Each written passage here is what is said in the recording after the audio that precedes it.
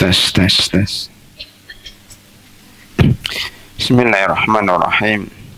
Assalamualaikum warahmatullahi wabarakatuh. Alhamdulillahi rabbil alamin. Wal aqibatu lil muttaqin wa la udwana illa 'alal zalimin. Ashhadu an la ilaha illallah wahdahu la syarika lah. Dzalika rabbul alamin. Wa asyhadu anna Muhammadan 'abduhu wa rasuluh. Arsalahu lahu bil huda wa dinil haqqi rahmatan lil alamin. Wassalatu wassalamu ala asrafil anbiya'i wal mursalin wa ala alihi wa sahbihi wa tabi'ina lahum bi ihsanin ila yaumiddin. Summa amma ba'd. Allahumma inna nas'aluka 'ilman nafi'a wa rizqan thayyiba wa amalan mutaqabbala. Allahumma inna nas'aluka al-huda wat-tuqa wal-afafa wal-ghina. Allahumma inna na'udzubika min jahdil bala wa darakis syaqa wa su'il qada wa syamatatil a'da. Allahumma inna na'udzubika min zawali ni'matik wa tahawuli afiyatik wa fujaati niqmatik wa jami'i sakhatik.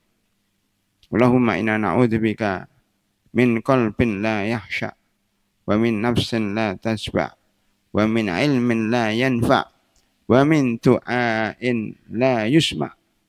Allahumma inna na'udzubika min al-hammi wal hazan wa min al-ajzi wal kasal wa min al-jubni wal bukhli wa min ghalabati ad-dain wa qahri rijal. Summa amma ba'd. Hadirin dan hadirat jamaah salat subuh Masjid Al-Islam yang kami hormati. Alhamdulillah pada hari ini, hari Jumat tanggal 14 Ramadan 1446 bertepatan dengan tanggal 14 Maret 2025 Hijriah.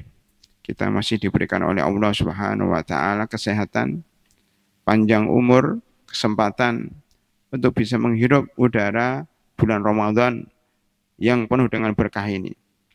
Tidak terasa Ramadan sudah berlalu 14 hari, sudah berlalu setengah perjalanan. Sedang kita merasa belum dapat apa-apa. Kita merasa belum maksimal dalam beribadah kepada Allah Subhanahu wa taala. Belum maksimal untuk menggapai maghfirah, rahmat dan ampunannya. Maka marilah bersama-sama kita manfaatkan sisa umur Ramadan ini agar kita bisa semaksimal mungkin ya, meraih karunia Allah, maghfirah Allah sekuat tenaga kita, supaya kita tidak seperti yang disampaikan Rasulullah SAW.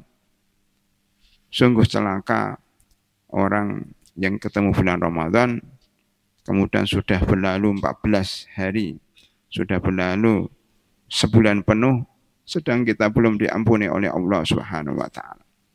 Hadirin rahimakumullah, di awal muqaddimah tadi saya sampaikan beberapa doa yang mungkin bisa dibaca rutin pada bulan Ramadan dan sesudah Ramadan, karena Ramadan ini adalah bulan doa. Ramadan adalah bulan doa. Puasa adalah waktu untuk berdoa sebagaimana dalam firman Allah Subhanahu wa taala surat Al-Baqarah 186. Wa idza sa'alaka 'ibadi 'anni fa inni qarib ujibu da'watad da'i idza da'ani falyastajibu li wal yu'minu bi la'allahum yarshudun. Ya, jika hambaku bertanya tentangku, maka saya dekat. Saya akan menjawab seluruh permintaan. Saya akan mengabulkan seluruh doa orang-orang yang berdoa kepadaku. Ini ayat diselipkan di antara ayat-ayat puasa dari 183 hingga 187 dari surah Al-Baqarah, memberikan pesan kepada kita bahwa pada bulan Ramadan ini hendaknya kita banyak berdoa kepada Allah Subhanahu wa taala. Karena salah satu doa yang dikabulkan adalah doanya orang puasa. Salah satu la turaddu da'watuhum. 3 golongan yang tidak ditolak doanya. Imamun adilun, imam yang adil. As-shaimu hatta yuftir, orang yang berpuasa sampai dia berbuka. Dalam riwayat lain, hina yuftir, ketika sedang berbuka. Wa da'watul madlum, dan doanya orang-orang yang dianiaya. Orang yang terdolimi, doanya mustajab. Hadirin rahimakumullah, ada satu hal yang saya sampaikan pada pagi hari ini karena pembahasan kitab Fathul Qorib, Syarh Al-Fadhi Takrib sudah dianggap selesai. Dan sertifikatnya insya Allah sudah siap, tinggal yang ikhwan yang mengirim nama-nama ya, supaya segera diketikkan ya, kalau akhwat sudah selesai tinggal tanda tangan. Jadi rahimakumullah, memanfaatkan waktu yang ada, saya sampaikan salah satu doa terkait dengan Al-Quran. Karena kita berada di bulan Ramadan yang merupakan bulan yang penuh berkah di mana Al-Quran diturunkan. Syahrul Ramadan alladzi unzila fihil Qur'an hudan linnasi wa bayyinatin minal huda wal furqan. Oleh karena itu doa yang hendaknya dipanjatkan setiap dari diri kita adalah doa tentang Al-Quran. Salah satu yang sangat menarik adalah doa yang diriwayatkan oleh sahabat Abdullah bin Mas'ud radhiyallahu anhu, seorang sahabat junior, ya, sahabat yang masih muda, ya, tetapi mempunyai perhatian terhadap hadis sangat besar sekali.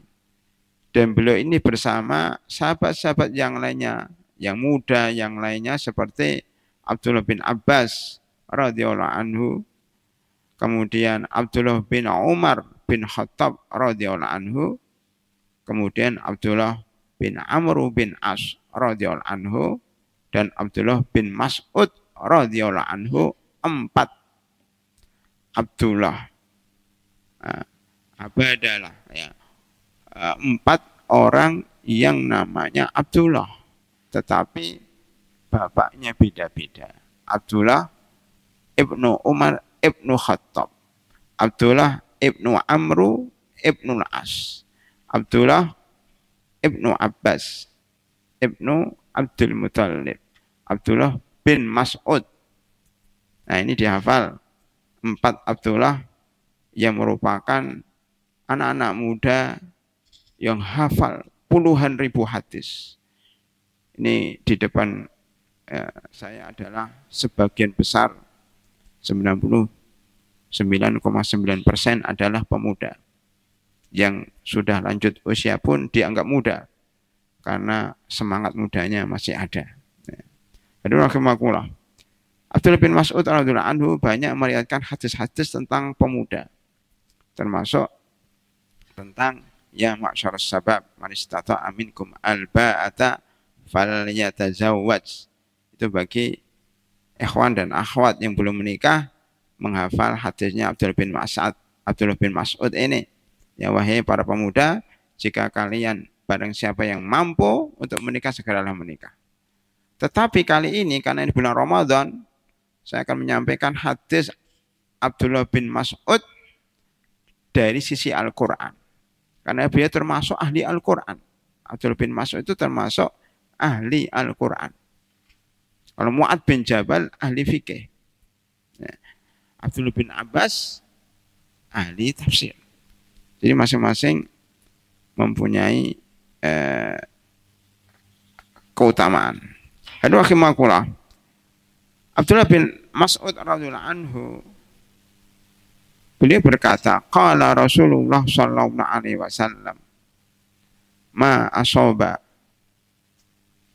ahadakum qattu bihammin wala hazanin. Tidak ada satupun Tidak ada satupun di antara kalian, ma asoba ahadan, lebih tepatnya, ma asoba ahadan. Tidak ada satupun orang yang terkena musibah, kesedihan, kegelisahan. Ma asoba ahadan qattun hamman wala hazanan. Atau hammun, ya. Hammun ma asoba hammun ahadan. Jadi ma asoba, tidak ada yang terkena rasa gelisah dan sedih. Jadi yang mengena apa? Yang mengena hamunnya. Mengenai siapa? Mengenai seseorang. Hamun wala hazanun. Jadi dua sini. Hamun wala hazanun. Saya ingin menyampaikan pelan-pelan ya. Pelan-pelan. Hadisnya panjang. Supaya meresap, saya baca satu-satu. Sampai selesai.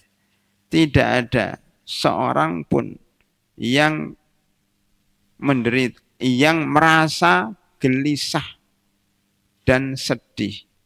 Gelisah bahasa Arabnya hamun. Gelisah itu apa?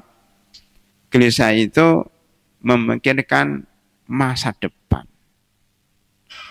Contoh gelisah, mahasiswa dan mahasiswi kalau lulus mau ngapain itu gelisah. Ya. Ada juga yang kepingin menikah, belum dapat jodoh, itu namanya gelisah. Ya. Ada yang kepingin nyari kerja, ya, belum dapat, itu namanya gelisah. Punya cita-cita, tapi belum tercapai, itu gelisah. Jadi memikirkan sesuatu yang akan datang, yang belum terjadi, itu gelisah. Kalau huznun atau hazanun, ada perbedaan dikit. Ya. Hazanun kesulitan, kalau huznun kesedihan hampir sama, karena akar katanya sama.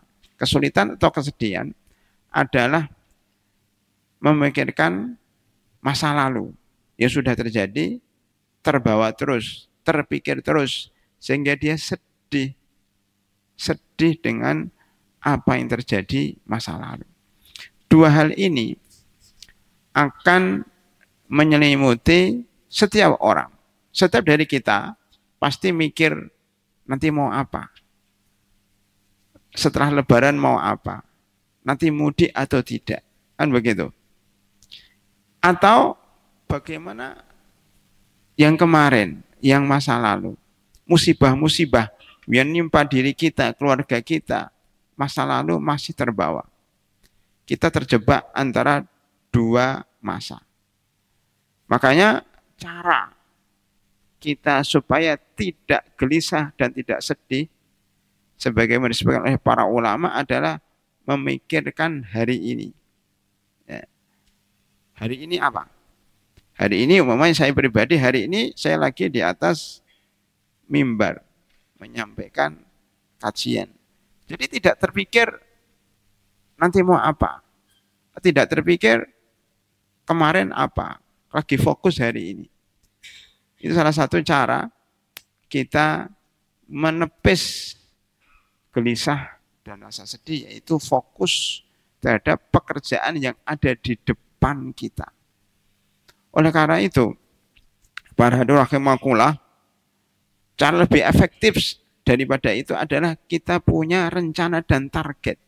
Hari ini, detik ini, kemudian habis ini kita punya rencana apa, Kalau kita mempunyai kegiatan yang sudah terjadwal secara efektif dan mempunyai target-target yang sudah kita canangkan, maka hilang itu semua kegelisahan dan semua kesedihan, berganti dengan optimisme, semangat yang membara untuk mengejar cita-cita kita. Itu dari sisi ilmu psikologi. Ya. Tetapi di sana ada panduan lain yang disebutkan oleh Rasulullah SAW dalam hadis ini, yaitu berdoa. Berdoa kepada Allah Subhanahu wa Ta'ala. Ada beberapa doa yang bisa ditampilkan, sebagaimana sebagiannya sudah saya sampaikan dalam mukadimah tadi. Allahumma inni a'udzubika minal hammi wal hazani wa minal ajzi wal kasali wa minal jubni wal bukhli wa min ghalabatid daini wa qahri rijal. Ada 8 doa yang bisa kita hafal dan panjatkan, tetapi bukan hari ini. Pembahasannya insya Allah di waktu lain, karena harus satu-satu ya. Kita itu harus teratur, terukur, dan terstruktur. Ya. Jadi kita sekarang lagi bahas fokus hadis Abdullah bin Mas'ud radhiyallahu anhu. Di dalam Al-Quran surat Yunus 62, mohon dihafal ya. Surat Yunus 62.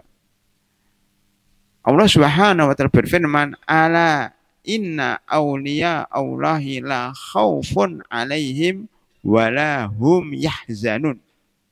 Ketahuilah bahwasanya wali Allah, kekasih Allah, hamba Allah yang dekat dengan Allah itu cirinya bukan dia bisa terbang ke angkasa atau menghilang atau ditusuk pisau tidak mempan atau dia bisa berjalan di atas air.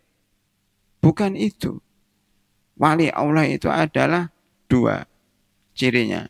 La khaufun alaihim walahum yahzanun. Dia tidak pernah merasa gelisah dengan masa depan dan tidak pernah sedih dengan masa lalu. Kenapa? Karena yakin bahwa apa yang akan datang itu sudah ada takdirnya. Sudah ada takdirnya. Ngapain dikhawatirkan?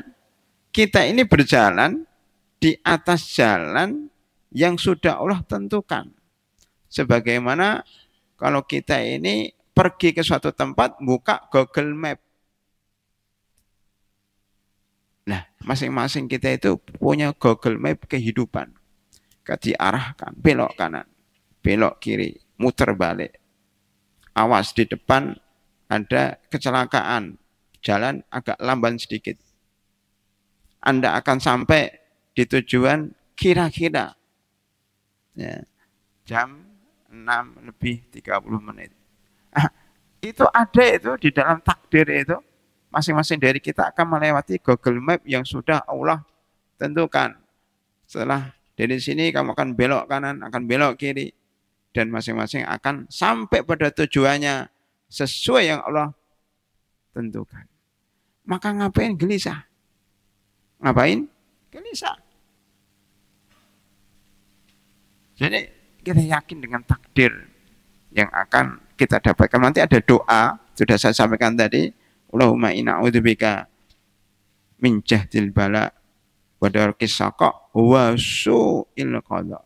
Kita berdoa agar dijauhkan dari takdir yang buruk. Itu kapan-kapan, bukan sekarang. Kita kembali kepada hadis ini. Jadi wali Allah cirinya adalah tidak sedih dan tidak gelisah. Apa doa itu? Ini agak panjang, saya persingkat ya. Doa itu adalah ya, faqala, jika ada seorang hamba terkena musibah dan terkena kesedihan dan kegelisahan, maka dia berdoa kepada Allah Subhanahu wa taala, Allahumma inni abduka wabnu abdika wabnu amatika. Ada 3. Ya Allah, saya hambamu, anak hambamu, anak hambamu. Saya itu anak dari bapak sebagai hambamu juga, dan anak dari ibu yang hambamu juga. Coba para hadirin, apa maksudnya coba? Kenapa enggak cukup saya adalah hambamu? Tidak cukup. Karena saya adalah hambamu, nanti dia mengklaim bapakku presiden, bapakku pejabat, bapakku orang kaya, bapakku orang hebat. Jangan sampai kita seperti itu. Ya. Laisal fata man yakulu kana abi, walakinnal fata man yakulu ha anadha. Itu mahfudat yang harus kita hafal. Seorang pemuda itu tidak akan mengatakan, ya bapakku orang hebat. Saya keturunan orang hebat. Tidak. Seorang pemuda akan mengatakan, inilah saya. Inilah saya. Maka untuk menepis itu, Rasulullah SAW mengajarkan doa ini. Saya adalah hambamu, ya Allah. Bapakku. Walaupun presiden, walaupun menteri, walaupun orang kaya juga hambamu. Ibuku, walaupun orang hebat juga hambamu, sama-sama hamba. Kalau kita bicara hamba adik-adik, ingatlah yang namanya hamba sahaya, budak belian, budak yang diperjualbelikan. Di pasar, seperti barang, seperti kursi, seperti ya barang-barang lain, dihargai 10 juta, 20 juta, 70 juta. Karena budak ini fungsinya menjadi pembantu. Ya, disuruh apa saja harus mau. Dan dia tidak punya kekuatan apapun juga. Ainama yuwajjihu la ya'ti bikhair. Ya. Abdun, ya, seorang hamba yang dia itu tidak punya kekuatan. Tidak punya kekuatan. Layak diru ala syai'. Tidak bisa berbuat apa-apa kecuali dengan izin tuannya. Mungkin kalau kita bicara masalah budak belian untuk hari ini tidak relevan karena tidak ada di depan kita, walaupun dalam fikih itu dibahas. Tapi maksudnya bahwa budak itu orang yang tidak punya daya dan tenaga di hadapan manusia karena dia milik barang, mirip barang. Nah, kita ini sama. Kita ini seakan-akan seorang hamba yang tidak memiliki apa-apa. Maka jika terkena musibah, jika mendapatkan ujian dari Allah, maka dikatakan, ya saya ridho, saya hambanya. Saya ini pasrah kepada Allah, la haula wala quwata illa billah. Mau kena sakit, mau kena banjir, mau kena utang yang melilit, mau ya karena musibah pun juga ujian-ujian yang lain, ya kita ridho. Saya ridho dengan takdirmu ya Allah. Karena saya adalah hamba, bukan siapa-siapa. Hamba yang kau ciptakan, hamba yang ngikutin apapun yang diperintah oleh tuannya. Itu pertama. Ana abduka wabnu abdika wabnu amatika. Hamba ini mempunyai 3 ciri. Dalam hadis itu. Apa itu? Nasiyati biyati. Jadi hamba sahaya itu cirinya 1. Ubun-ubunku ada di tanganmu. Ubun-ubunku ada di tanganmu. Ubun-ubun ini. Ubun-ubun itu pusat kekuatan orang. Dikatakan dalam ilmu kedokteran, ya ini khilaf dalam fikih, namanya etanasia. Bagaimana seseorang yang batang otaknya sudah mati, maka sebagian ulama membolehkan untuk mencabut alat-alat pemacu, alat-alat yang ditempelkan dalam tubuhnya untuk membantu dia bernafas, ya itu boleh dicabut walaupun masih berdetak jantungnya. Kenapa? Karena orang yang batang otaknya itu sudah mati, dianggap dia sudah mati. Untuk apa? Kita pasang terus alat itu yang memerlukan biaya yang sangat besar, mubadzir, mendingan dilepas. Sebagian ulama membolehkan, maka disebut dengan etanasia dari bahasa Yunani yang artinya adalah membunuh dengan pelan, membunuh dengan kasih sayang. Ya. Begitu. Kenapa? Batang otaknya sudah mati. Ubun-ubunnya sudah dicabut oleh Allah SWT walaupun ada detak jantung. Karena detak jantung itu sebenarnya berasal dari alat itu. Hadirin rahimakumullah, itu pembahasan ilmu kedokteran. Kita akan membahas ubun-ubun di dalam surat Al-Alaq ayat 18, ayat 15, ayat 16. Kalla la illam yantahi la nasfa'am bin nasiyah. Nasiyatin kadhibatin khati'ah. Seandainya ya Abu Jahal ini Seandainya orang Quraisy yang selalu menghalangi Rasulullah untuk sholat ini tidak berhenti menghalangi Nabi Muhammad sholat, lanasfa'am bin nasi, akan kami ambil ubun-ubunnya. Lanasfa'am bin nasiyah, nasiyatin kadhibatin khatiyah. Ubun-ubun orang yang berdusta, ubun orang yang mendustakan ayat kami, yang berbuat dosa khatiyah. Dalam surah Alaq ayat 15-16.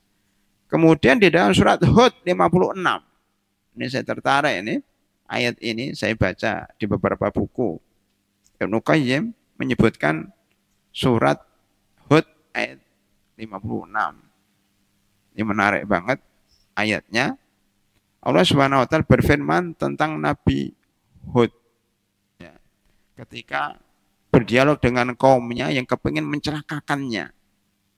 Hampir setiap nabi itu pasti dibuat makar atau kaumnya membuat makar untuk membunuh nabi itu, termasuk Nabi Hud alaihissalam. Maka ketika beliau berhadapan dengan kaumnya mengatakan, inni tawakkaltu 'alallahi rabbi wa rabbikum. Surat Hud ayat 56. Saya bertawakal kepada Tuhan, kepada Allah Tuhanku dan Tuhanmu. Dalam surat Yasin juga ada, inni amantu bi rabbikum fasma'un. Dibunuh juga itu dai yang ada dalam surat Yasin itu. Kita akan bicara surat Hud. Ya. Inni tawakkaltu 'ala Allahi rabbi wa rabbikum ma min dabbatin illa huwa akhidun binasiyatiha inna rabbi ala sirati mustaqim. Benar banget kan? Tidak ada satu makhluk pun di dunia ini kecuali ubun-ubunnya di tangan Tuhan kalian. Tuhanku dan Tuhan kalian.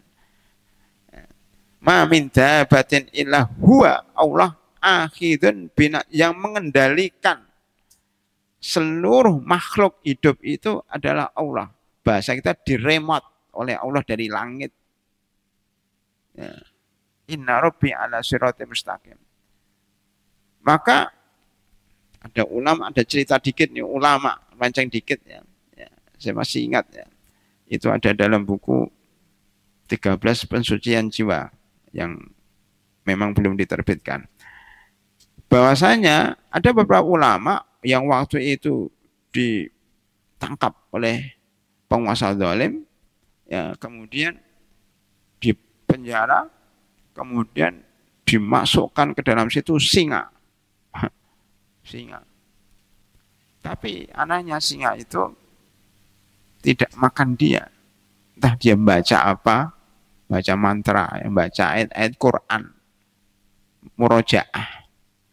Yang pernah dia ya pernah tahfidzul Quran ya. Nah, maka dia murojaah. Singanya itu tidak makan dia, justru malah lemes ya, malah tunduk kepada dia. Nah, ini relevan sekali.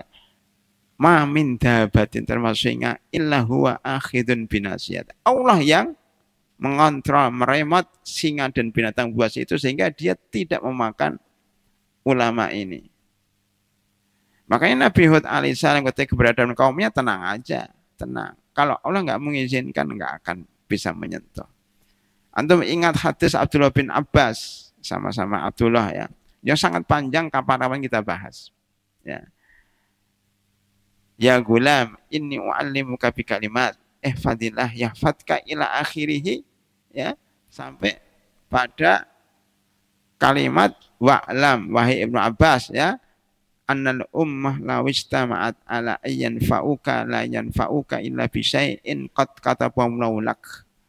Wa in istama'u ala ayyadhuruka bi syai'in la yadhuruka bi syai'in illa ma qad katabahu alaik rufi'atil aqlam wa jaffatis suhuf. Hadis-hadis seperti ini kita harapkan para santri dan santriwati dan bapak sekalian itu dihafal. Ya, terutama para santri dan santriwati untuk menguatkan akidah kita. Ketahuilah bahwa seluruh umat ini jika bersekongkol untuk mencelakakanmu, maka tidak akan bisa kecuali apa yang sudah Allah tetapkan. Bahasanya gitu. Kita lewatin ya. Karena kalau kita bahas panjang. Yang kedua, jadi yang pertama, abdun itu, hamba itu, cirinya ubun-ubunnya di tangan Allah. Yang kedua, madzin fiya hukmuk. Semua aturan Allah di dunia ini berlaku bagi kita. Syarat dan ketentuan berlaku. Syarat dan ketentuan berlaku. Sebagai hamba Allah yang tinggal di bumi yang Allah ciptakan, di bawah pengawasan Allah, maka kalau izin tinggal di bumi ini, maka harus mengikuti syarat dan ketentuan Allah. Antum mau kemana coba? Mau masuk hotel, syarat dan ketentuan harus mengikuti aturan di hotel itu. Adik-adik masuk pesantren al-Islam harus mengikuti aturan yang ada. Kalau nggak mengikuti aturan, pergi dari sini, cari tempat lain. Begitu juga Allah. Kalau mau tinggal di bumi, nggak usah bayar. Ya sudah disediakan seluruh fasilitas oleh Allah Subhanahu Wa Taala. Ada matahari, ada bulan, ada bintang, ada gunung, ada ya, ada sungai, ada pohon-pohon, ada binatang untuk kamu sekalian gratis. Walladzi khalaqalakum ma fil ardi jami'an. Surat Al-Baqarah 29. Itu gratis semuanya. Tapi syarat dan ketentuan berlaku. Apa itu? Ngikutin takdir Allah. Maka madzin fiya hukmuk, ya Allah, seluruh ketentuanmu berlaku. Jadi tidak memberontak. Kalau sakit ya sudah, ya Allah saya sakit, mau apa lagi? Itu syaratmu dan ketentuanmu. Saya nggak punya uang, ya sudah, saya nggak punya uang. Artinya sabar dan ridho dengan takdir Allah, dengan ketentuan Allah. Madzin fiya hukmuk. Contoh ya, dari beberapa perkataan Nabi dalam masalah ini adalah dalam beberapa surat. Di antaranya ya, di dalam surat At-Tur 48 49. Wasbir li hukmi rabbika fa innaka bi a'yunina. Wasabbih bihamdi rabbika hina takum. Kemudian wa minal laili fasabbihhu wa idbarun nujum. Ini kalau diterangkan tentang dakwah ya. Bahwa Rasulullah itu ya diuji oleh Allah ya, diusir oleh kaumnya, disiksa ya dan seterusnya. Pada hari akhir maka sabarlah, fasbir ketika diusir kaumnya dari Mekah, fasbir lihuk sabar. Fa innaka bi ayyuna wahai Muhammad, kamu berada dalam pengawasan kami. Tugas kamu adalah fasabbih bihamdi rabbika hina takum wa minal lail fasabbih wa idbaron nujum. Kalau kita kumpulkan ayat-ayat, nanti akan ada ringkasan bahwa kalau kita mendapatkan musibah, mendapatkan tantangan dari kaum kita, ya, dari manusia, maka banyak bertasbih. Karena Allah mengawasi kita. Surat Tur ayat 48-49. Yang kedua surat Al-Qalam 48. Ya. Fasbir li hukmi rabbika wala takun kasahibil hud. Ya. Nada wahwa makzum 48. Kalau tadi ya hampir 48 semua. Coba perhatikan ayatnya aja sama. Yang tadi 48, At-Tur ini juga 48. Faktor kebetulan. Dihafal 48 itu masalah wasbil lihuk, sabar dengan ketentuan Allah. Jangan lari dari dakwah gara-gara diuji.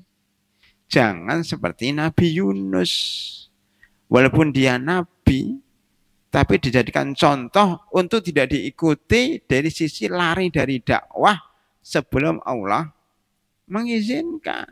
Loh, kenapa engkau Yunus pergi dari tugas? Padahal belum ada izin dari Allah.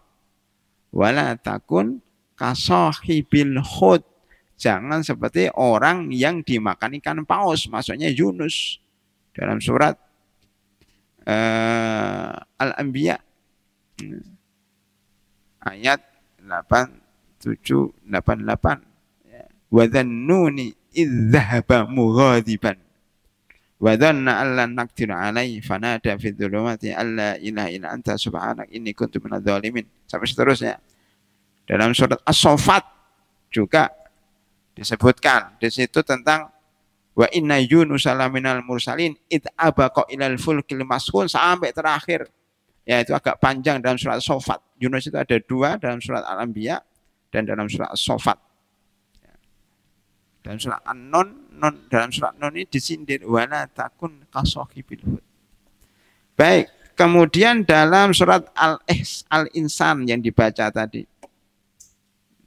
Sunnahnya memang hari Jumat itu membaca 2 surat. Surat pertama surat Hamim Sajdah sampai selesai. Bukan setengah. Kalau tadi setengah. Mungkin karena kasihan jamaahnya ada yang lanjut usia, maka membacanya cuma setengah. Saya pikir Al-Insannya juga setengah. Biar imbang, ternyata lengkap. Kalau Al-Insannya lengkap, mendingan Hamnya juga lengkap, sekalian capek. Di Cipayung, ya, daerah Jakarta Timur, dulu ada seorang ustadz rahimahullah, ya. Itu konsisten. Setiap Jumat beliau itu, padahal di kampung, bukan di pesantren, di kampung. Kau udah dibiasa. Beliau itu baca 2 surat itu sampai beliau meninggal dunia. Dan orang kampung nggak ada yang protes karena udah biasa. Padahal panjang. Hanya saja memang bacanya agak cepat, ya. Mudah-mudahan kita di Al-Islam ini bisa istiqomah baca itu karena rata-rata pemuda. Ya, bapak-bapak untuk hari Jumat siap bawa kursi. Tapi nggak apa-apa, lama-lama kuat. Kan ini Ramadan, kapan lagi kita salat agak panjang. Dalam surat Al-Insan, ya, ayat 24, Allah berfirman, fasbir li hukmi rabbika wala tuti' minhum athiman aw kafur. Hampir sama. Bersabarlah terhadap ketentuan Allah dan jangan mentaati orang yang berdosa dan orang kafir. Semuanya adalah sabar dengan ketentuan Allah, takdir Allah. Hukmullah itu artinya takdir, ketentuan Allah. Yang ketiga, ciri hamba Allah itu yang ketiga, ini saya percepat ya, adalah adlun fiya qada'uk. Adlun fiya qada'uk. Takdirmu adil. Apa bedanya? Yang pertama, hukmun dengan adlun. Tadi hukmun itu ketentuan Allah di dalam kehidupan kita, di dalam dakwah kita, ujian-ujian, ya. Ujian-ujian. Kalau qadha ini takdir secara umum. Adlun fiha qadha. Kalau kita diberikan takdir Allah yang buruk, maka kita akan mengatakan sabar. Karena tidak ada sebenarnya takdir Allah yang buruk. Maksudnya adlun fiha qada'uk. Semua takdir Allah itu adil. Jadi di awal tadi mengesankan bahwa apa yang Allah berikan kepada kita, kita harus sabar. Jadi penekanannya sabar terhadap ketentuan Allah. Yang kedua ini adlun fiha qada'uk, karena takdir Allah itu adil, maka kita harus sabar. Sabar dikit. Kita ini sebagai manusia tidak tahu sebenarnya apa yang akan terjadi di masa depan. Contoh yang paling mudah pada hari rahimahullah, kisah Nabi Yusuf alaihissalam. Itu paling mudah memahami takdir, memahami ayat ini, hadis ini. Ini lihat, Nabi Yusuf ya kita terapkan, walaupun pembahasannya kita anggap selesai pada kajian setiap malam Ahad itu sampai jilid pertama dari 5 jilid. Ya. Nabi Yusuf itu lihat, beliau dibully oleh saudara-saudaranya waktu kecil, ditendang, dibully, dicaci maki, ya. hanya karena beda ibu. Ya sudah, sabar. Fasbil li hukmi rabbika. Sabar. Beliau dimasukkan sumur, sabar.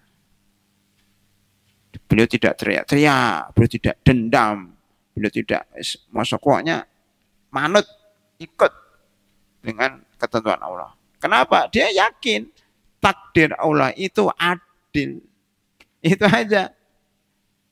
Mungkin kalau zaman Nabi Yusuf hadis ini ada, beliau baca ini. Itu. Nasiyati biyatik, saya ulangi, nasiyati biyatik. Ma'adhin fiya hukmuk, adlun fiha qada'uk. 3. Dihafal nih. Ya. Ubun-ubunku, ubun-ubunku ada di tanganmu, ketentuanmu berlaku bagiku, takdirmu adil. Maka saya sabar karena takdir Allah itu pasti adil, nggak mungkin tidak adil. Lihat bagaimana ketika Nabi Yusuf dimasukkan dalam sumur, langsung diberikan wahyu oleh Allah, tenang aja Yusuf, karena kamu akan selamat dan kamu akan menjadi pemimpin di negeri Mesir. Oh sudah, kalau gitu saya sabar ya Allah. Saya akan menunggu hari itu. Nah, begitu para hadirin.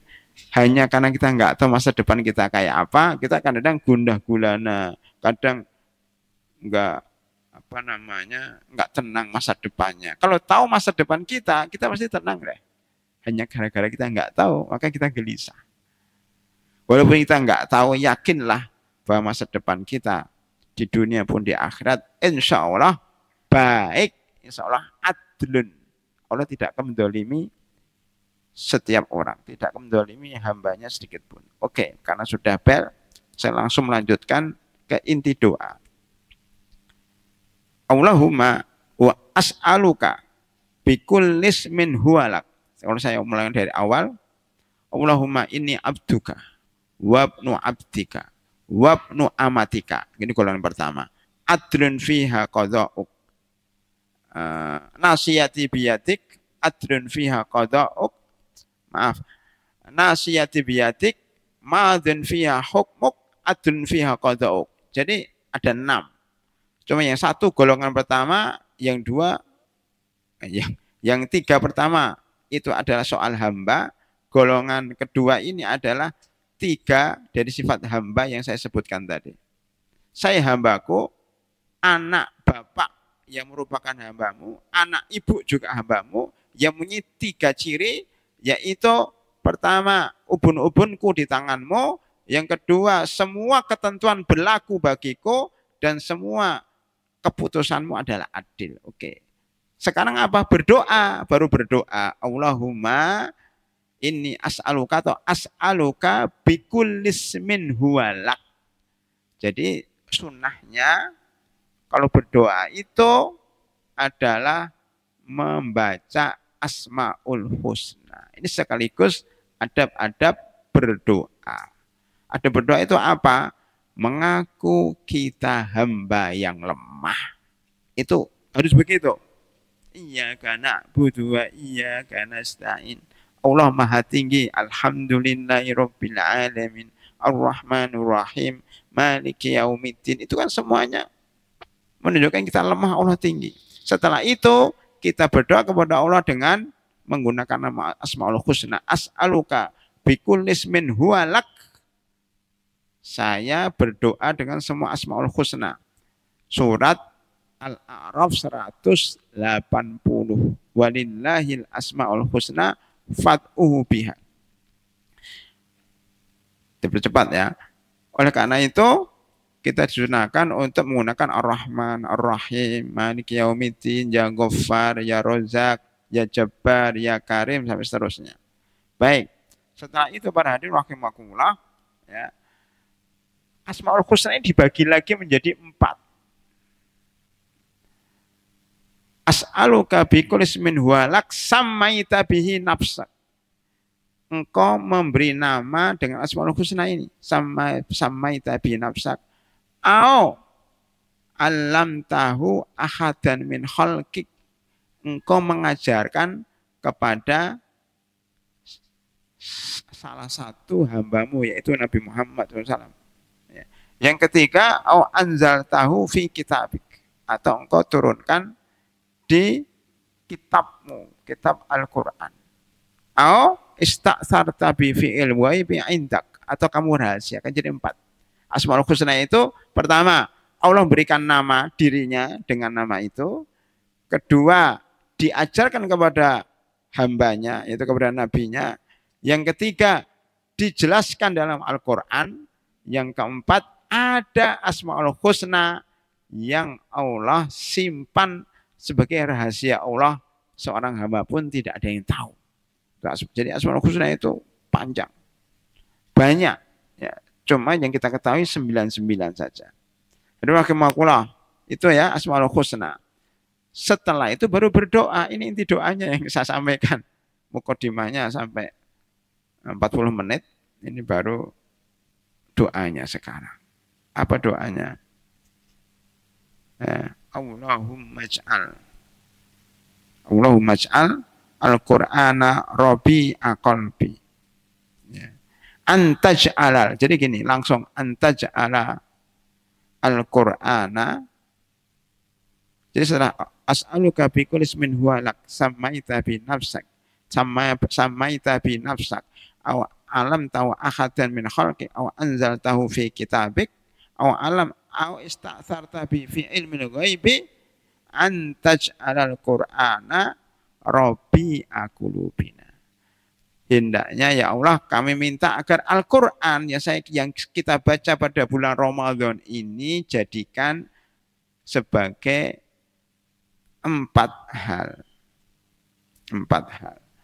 Jadi kalau kita potong-potong tadi menurut gayanya Matan Abi Suja Sarah Fathul Qorib Sarha Al-Fadhi Takrib, kita potong-potong. Pertama, 3 hal sebagai hamba Allah, mempunyai ciri 3, ya kan?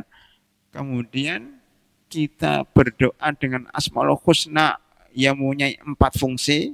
Asmaul Husna jadi 3, 4.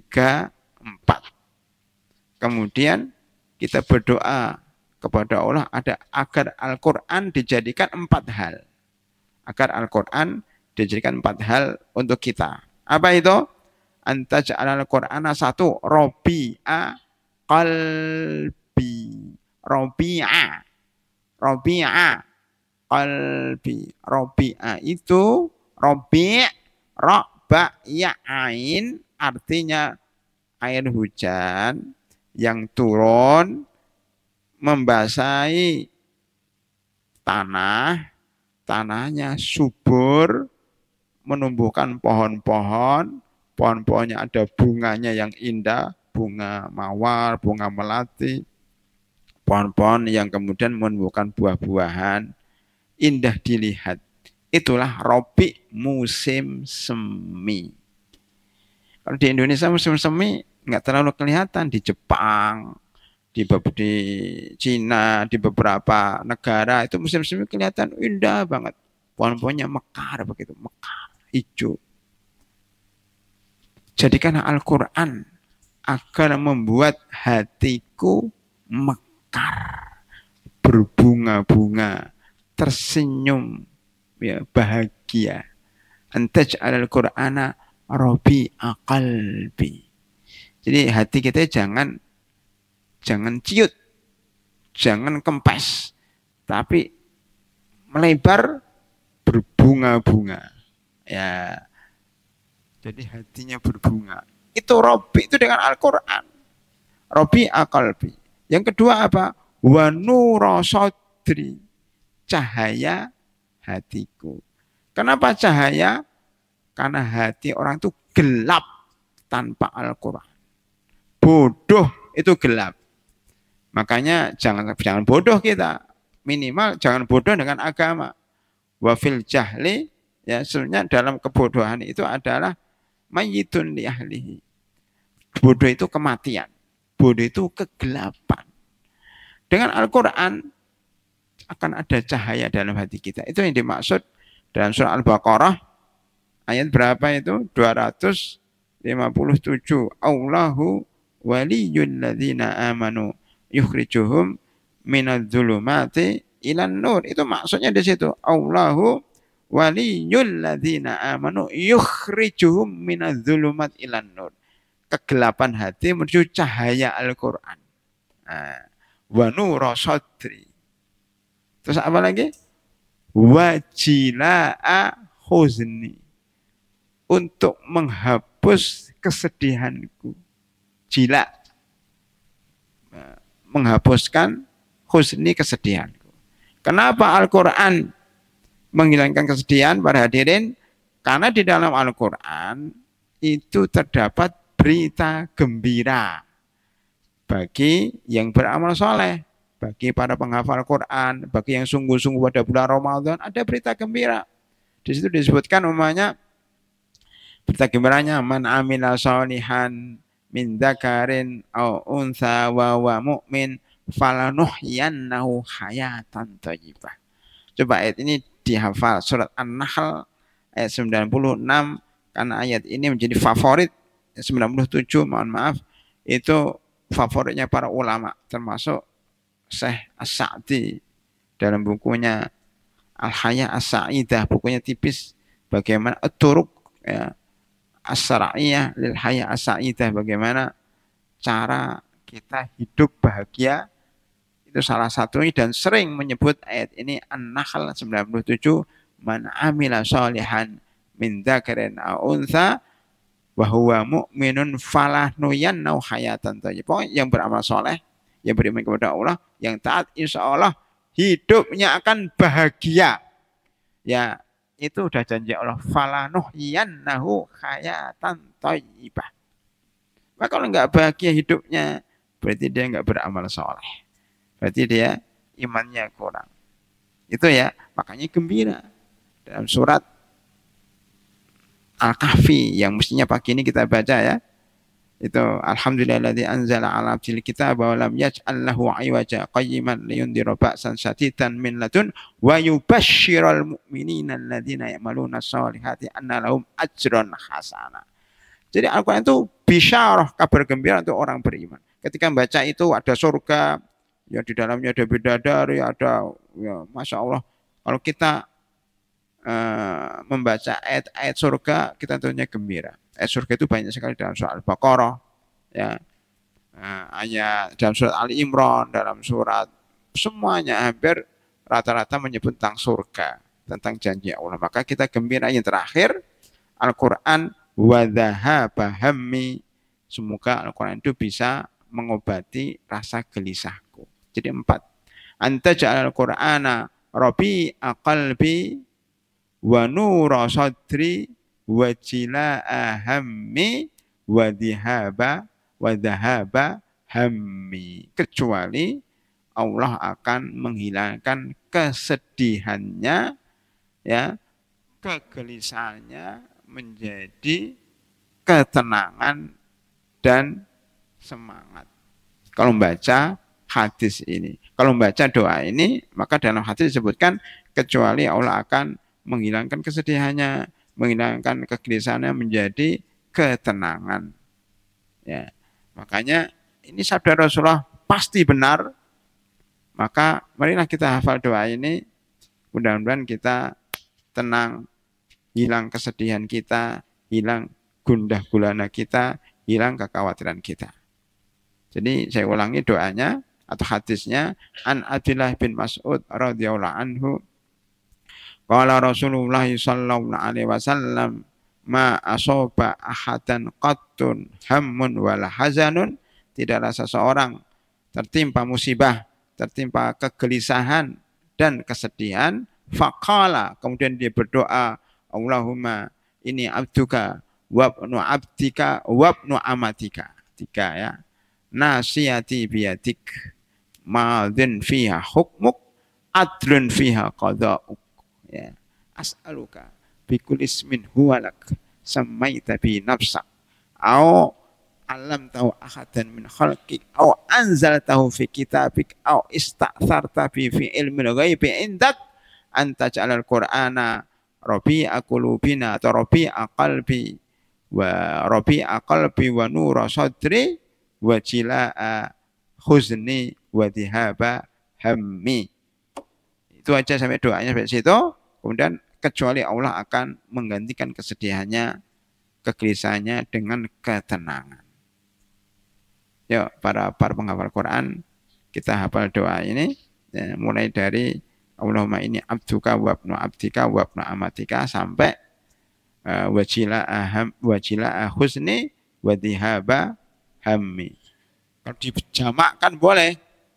Antaj alal Qur'ana rabi'a qulubina wa nura sudurina wa jilai ahzanina wa dhahabi humumina. Kalau kita sebagai imam, sebagai menceramah, doanya dijamakkan. Tapi kalau sedang sendiri, silakan dibaca secara pribadi. Demikian para rahimakumullah, pembahasan doa ini mudah-mudahan bermanfaat dan mudah-mudahan bisa dihafal. Ada pertanyaan jamaah? Sama. Cuman biasanya dalam bahasa Arab itu ada perbedaan yang detail. Ya. Kalau jila itu artinya mengikis habis gitu. Kalau dhahab ya biasa menghilangkan gitu aja. Sebagaimana hamun wa haznun itu sama. Cuma kalau hamun untuk masa depan, haznun untuk masa lalu. Ya gitu-gitulah. Iya jila, pokoknya jim, lam, hamzah. Ada hazan, ada huznun, itu hampir sama. Yang satu kesedihan, yang satu kesulitan. Sedih itu karena sulit akhirnya sedih. Nah, begitu apa namanya di dalam bahasa Arab ya, itu ada perbedaan sedikit tapi hampir sama maknanya. Nah, yang lain kalau ya silakan.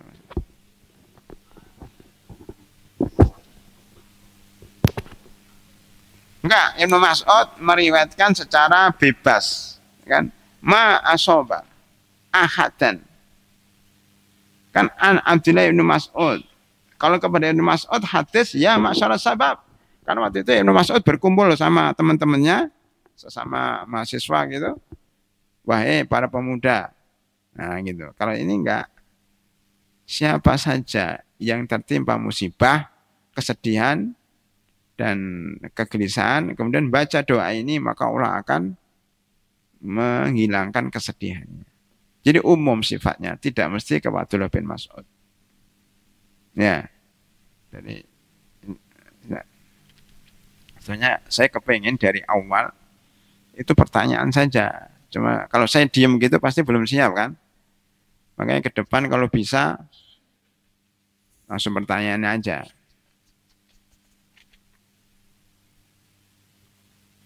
Apa Ustadz izin bertanya? Di luar materi karena materinya sudah paham dan sudah hafal Ustadz. Ya, alhamdulillah. Ya. Nanti disampaikan ke teman-temannya waktu mau liburan, latihan ceramah dengan doa ini. Atau diajarkan kepada orang tuanya, diajarkan ya. Apabila seorang wanita mempunyai suami yang sudah punya suami, belum kan? Udah menghayal ke depan. Bila seorang wanita mempunyai suami yang awalnya sholat, awalnya soleh, tetapi ketika tiba di suatu hari, justru sang suami tersebut mendadak menjadi seorang rentenir, ya, debt collector, ya, orang yang debt collector itu bukan rentenir, dia petugas pengambil utang, ya, yang kejam, bengis, tangan besi, masya Allah, debt collector yang kejam, bengis, tangan besi. Apakah dosa sang suami tersebut terbagi juga kepada istri walau ia sudah memperingati suaminya? Ini banyak ditanyakan para hadirin. Tadi malam itu kapan ya? kemarin ya, saya juga ditanya habis kajian, Ustadz, ya, begini-begini, saya punya saudara gini-gini. Dia melakukan kemungkaran. Apakah kami sebagai saudara juga berdosa kalau dia selalu melakukan kemungkaran? Saya jawab, jadi tugas kita ini hanya menyampaikan, memperingatkan. In alaika ilal balagh fala tadhhab nafsuka alaihim hasarat fala'allaka baqi'un nafsaka ala atharihim in lam yu'minu bihadzal hadisi asafa. Ya. Jadi Rasulullah SAW ditegur, wahai Rasulullah, kamu tuh nggak usah mikir. Ya, saudaramu yang namanya Abu Jahal, Abu Lahab, dan saudara-saudara yang lain yang menentang kamu nggak sedih. Yang penting kamu melaksanakan tugas, menyampaikan kebenaran, bukan peringatan. Adapun kalau dia nggak mau, ya sudah. Bukan tanggung jawabmu, kata Allah kepada Nabi Muhammad SAW. Ya.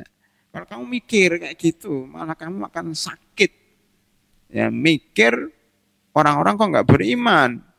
Padahal sudah saya nasihatin, kok nggak mau terima saya akhirnya sedih, akhirnya nangis, akhirnya jatuh sakit. Jangan. Jalan terus, kata Allah. Itu Nabi pun diperingatkan. Yang penting istri nyampaikan saja. Kalau nggak mau ya sudah, gue pikirin kan gitu. Itu paling enak begitu ya. Jadi orang itu, yang penting dia melaksanakan tugas. Sebagai istri memperingatkan suami yang soleh yang tadi, kamu jangan jadi debt collector. Itu nggak bagus, wahai Abi. Gitu. Ya terserah, yang penting saya nyampaikan. Gitu. Itu jadi alumni RTM itu kayak gitu itu. Ya. Yang penting nyampaikan. Kalau mau ya sudah, gue pikirin. Cuma saya kasihan sama kamu aja. Nanti masuk neraka. Ku anfusakum wa ahlikum naro. Wah begitu. Langsung keluar dalilnya.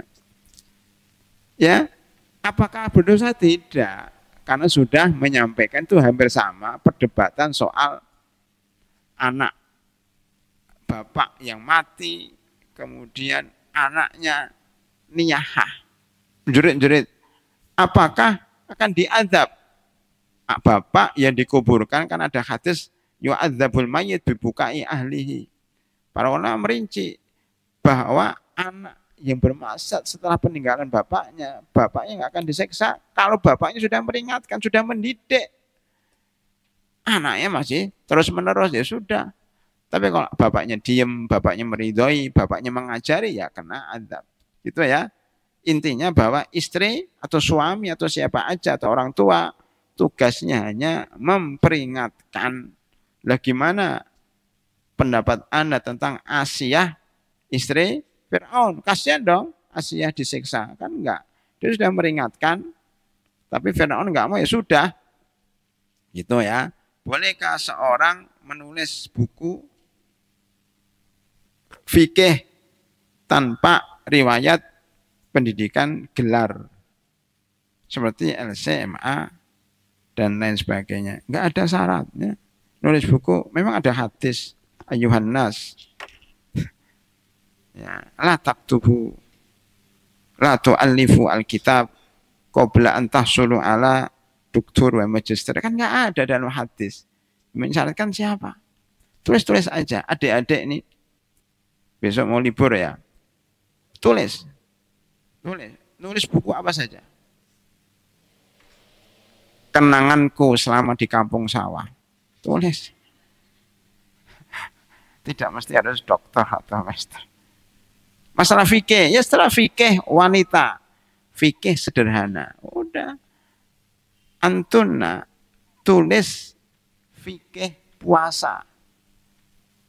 Hasil ikut serta daurah di Al-Islam. Oh, boleh dicetak sendiri pakai biaya sendiri. Enggak apa-apa, tidak mesti nunggu antum jadi dokter atau master. Ya. Yang penting bisa dipertanggungjawabkan dan ada dasarnya. Makanya seperti adik-adik ini mendingan ngeringkas ya. Dari kajian, ngeringkas dari buku itu lebih baik. Makanya anak Islam dulu ketika mereka nulis skripsi, saya bilang nggak usah. Karena nulis skripsi banyak ngambil dari sana, ngambil sini, diklaim dirinya, sudah ngeringkas. Karena belum belum martabatnya untuk ngarang karena nyontek dari sana, mendingan ngeringkes sudah aman. Yang ketiga, bolehkah melakukan apa? Boleh melakukan seperti di Shopee. Oh, transaksi online di Shopee, TikTok Shop, dan semacamnya di dalam masjid. Boleh. Yang penting kan nggak bawa barang, yang nggak boleh itu nanti dibaca dalam fikih masjid apa hukum jual beli dalam masjid. Saya sudah nulis. Jadi nggak boleh itu Anda bawa gerobak ke atas masjid, di situ jualan apa namanya susu kurma ya kan jualan susu kurma itu, jualan es, jualan apa di masjid pakai gerobak nggak boleh. Ya, jualan jilbab, bawa jilbabnya ke sini, jualan makanan, nggak boleh. Kalau online kayak gini nih, saya mau beli, mau saya mau nge-share lah, saya mau bayar Shopee dari masjid boleh. Kenapa? Itu bukan jual beli, itu bagian kecil dari jual beli dan nggak ada barang-barangnya, nggak. Makanya iklan di masjid, apa sponsor, nggak masalah. Sebagaimana Anda nggak apa-apa membawa HP ke toilet karena isinya HP. Saya nggak membawa barang, cuma membawa HP. Di dalam masjid pun sebenarnya tujuannya dengar ceramah. Cuma daripada ngantuk, saya bayar dulu lah. Nah, jadi dia bukan tujuan utama kecuali di masjid. Saya mau ke masjid mau apa? Saya khusus ke masjid mau bayar Shopee. Shopee harus ke masjid, kan nggak begitu. Gitu ya, jadi dibolehkan selama itu bukan tujuan utama, hanya karena mumpung ingat ya ditransfer apa namanya uangnya atau milih di situ pas nunggu waktu kosong. Tapi sebaiknya ya untuk baca Al-Quran, sebaiknya untuk nulis kajian ya. Tapi kalau sambil lalu boleh, sebaiknya di luar ya. Karena masalah hukum boleh itu bukan berarti dilakukan. Anda boleh nggak mencium tembok 5 kali? Boleh nggak? Boleh kan? Tapi kalau adik-adik lakukan mencium tembok 5 kali, kan nggak boleh, itu bukan berarti harus dikerjakan. Sebaiknya di luar. Assalamualaikum Ustadz. Afan izin bertanya, ingin bertanya, misalnya waktu subuh itu jam 4.40 dan sudah memasuki waktu subuh namun belum adzan, apakah masih boleh untuk minum, apa hukumnya? Tidak boleh, karena ukurannya bukan adzan, ukurannya adalah waktu. Karena mau adzan itu enggak adzan, penyebabnya banyak. Satu, dia tertidur. Dua, mic-nya rusak, gelangan, mic mati lampunya, enggak adzan, nunggu adzan.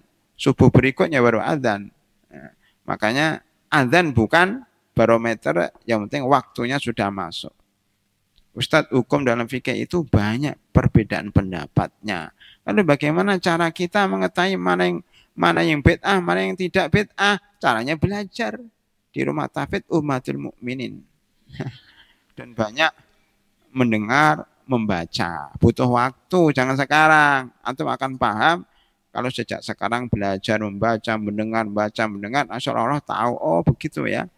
Ternyata bisa membedakan antara yang bid'ah dan tidak, karena sudah belajar dalil-dalilnya, belajar perkataan para ulama. Cukup sekian ya. Ya, mudah-mudahan bermanfaat. Kami harapkan kalau besok Sabtu libur, Ahad libur, seandainya mau dimulai, bukan hari Senin, Selasa, ya, tapi saya nggak menjanjikan, tapi mudah-mudahan bisa. Tapi mohon supaya lebih enak dialog tanya jawab, tapi disiapkan pertanyaan. Cuma RTM sudah libur ya, nggak tahu ya mahasiswa libur nggak? Nggak libur. Tapi ada 30 orang yang masih tinggal kalau nggak salah. Tetap datang, tapi kita agak santai. Gitu ya, saya suka tanya jawab begini, sehingga ya semuanya dapat. Gitu ya. Mari kita tutup dengan doa kafaratul majlis. Subhanakallahumma bihamdika asyhadu an la ilaha illa anta astaghfiruka wa atubu ilaik. Assalamualaikum warahmatullahi wabarakatuh.